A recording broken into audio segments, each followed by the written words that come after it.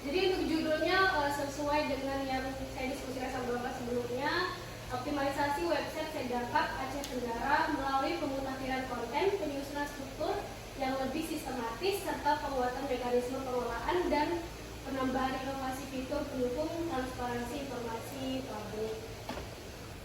Ya, untuk identitas sendiri saya sudah buat identitas saya, angkatan 8, pelaksana angkatan 8, kelompok 1, dengan IDH 36. Untuk slide pertama di sini saya membuat alamat Sekretariat Daerah Kabupaten Aceh Tenggara dan juga visi misi yang diambil dari visi misi Bupati tahun 2025, yaitu terwujudnya masyarakat Kabupaten Aceh Tenggara yang religius, berbudaya, mandiri, unggul dan sejahtera. Yang dimana untuk mendukung visi itu di sini ada 11 misi, yaitu menciptakan pemerintahan yang bersih, berwibawa dan inovatif, tersedianya infrastruktur publik yang memadai dan efektif, meningkatkan pelayanan kesehatan dasar dan lanjutan yang bermutu bagi masyarakat, serta memberikan fasilitas dan pembinaan semua cabang olahraga sebagai upaya kesehatan dan prestasi generasi muda. Yang keempat ada peningkatan mutu pendidikan yang memiliki daya saing. Yang kelima kembangkan perekonomian rakyat menuju kedaulatan sumber daya alam yang berkarakter. Juga memperkuat pelaksanaan syariat Islam dan memperkokoh kerukunan kehidupan beragama dan budaya lestari, menciptakan dunia usaha dan investasi yang adil dan pro rakyat, mengembangkan potensi wisata secara serius menuju peningkatan ekonomi rakyat.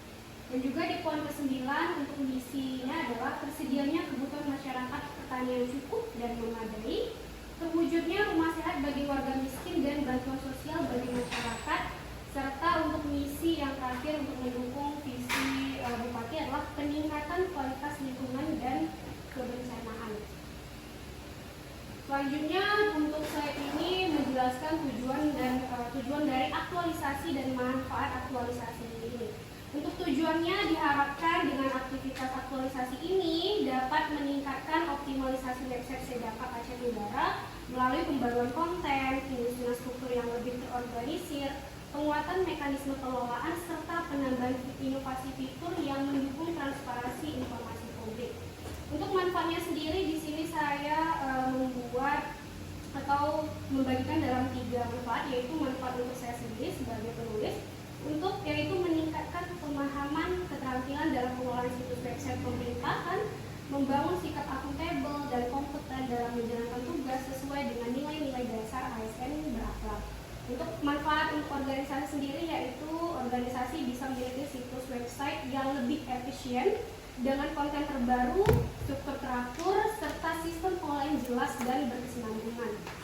Manfaatnya sendiri untuk masyarakat dari aktualisasi ini adalah masyarakat mendapatkan akses informasi publik yang cepat, tepat, transparan. Identifikasi isu, saya memiliki 5 isu di sini. Jadi untuk isu pertama yaitu tidak optimalnya penyusunan dan pemutakhiran analisis jabatan ANJAK dan analisis beban kerja ABK.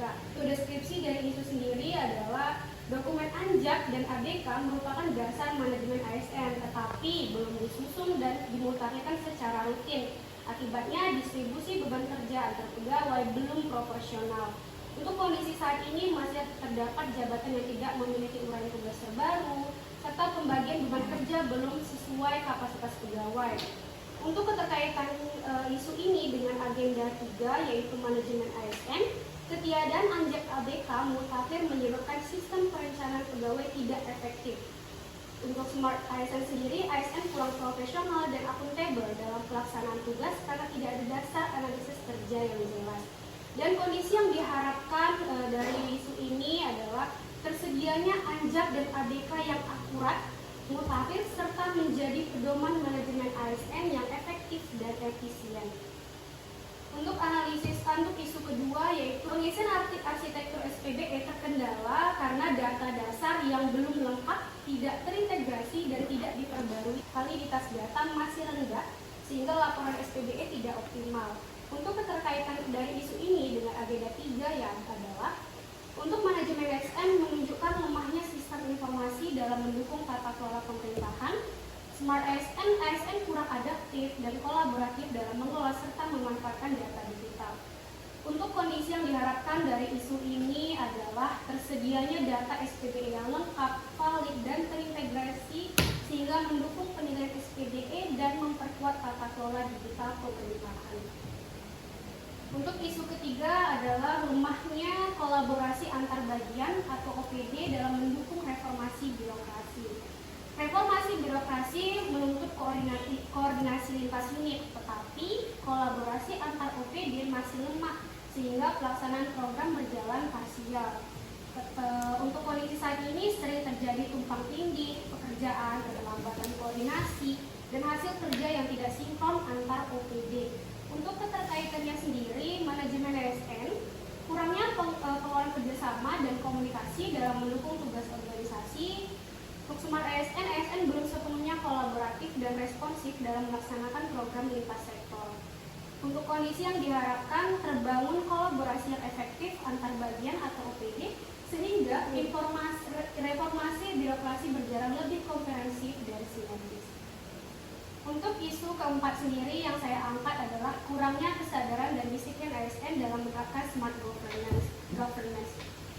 Sebagian ASN belum memiliki kesadaran penuh untuk memanfaatkan teknologi digital dan masih bekerja secara manual.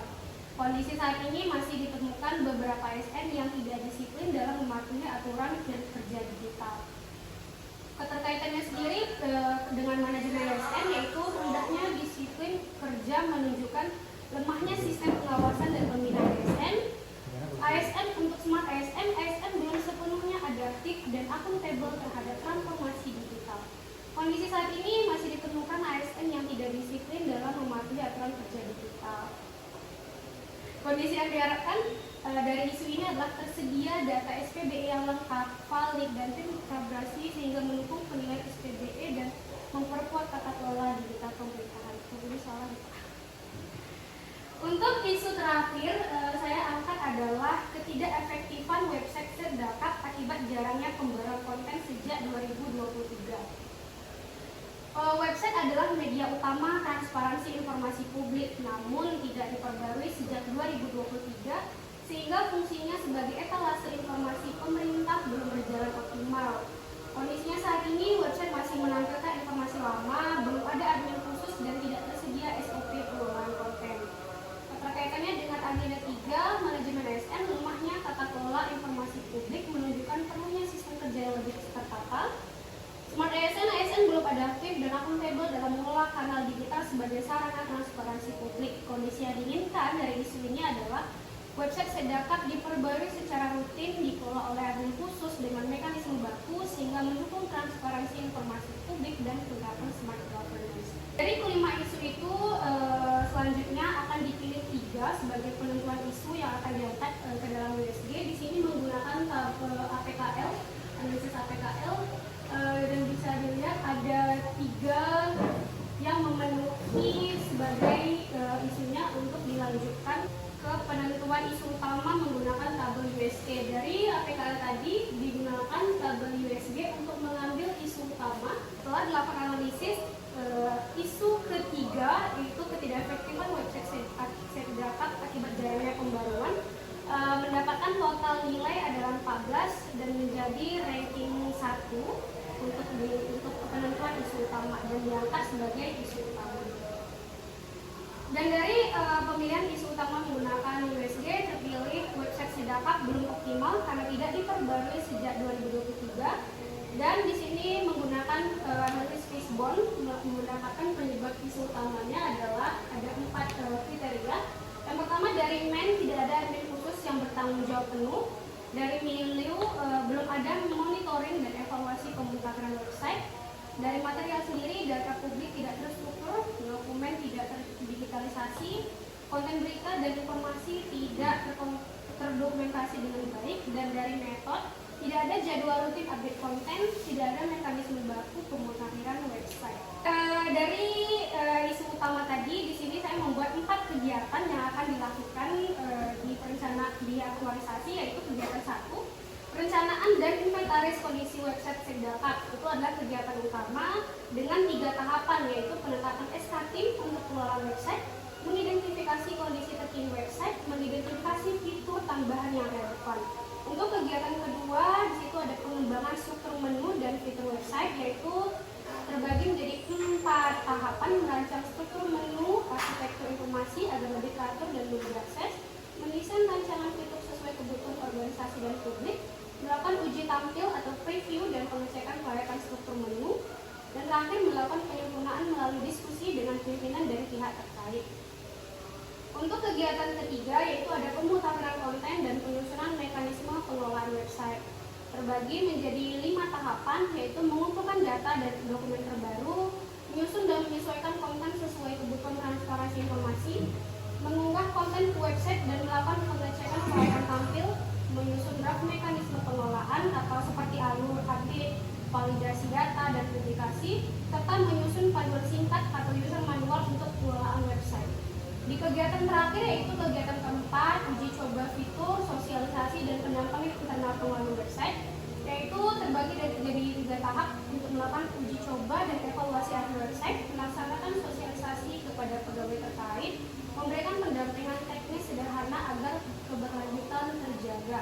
Untuk jadwal dari kegiatan ini sendiri sudah saya buat, karena dari tanggal 18 akan dilakukan off campus.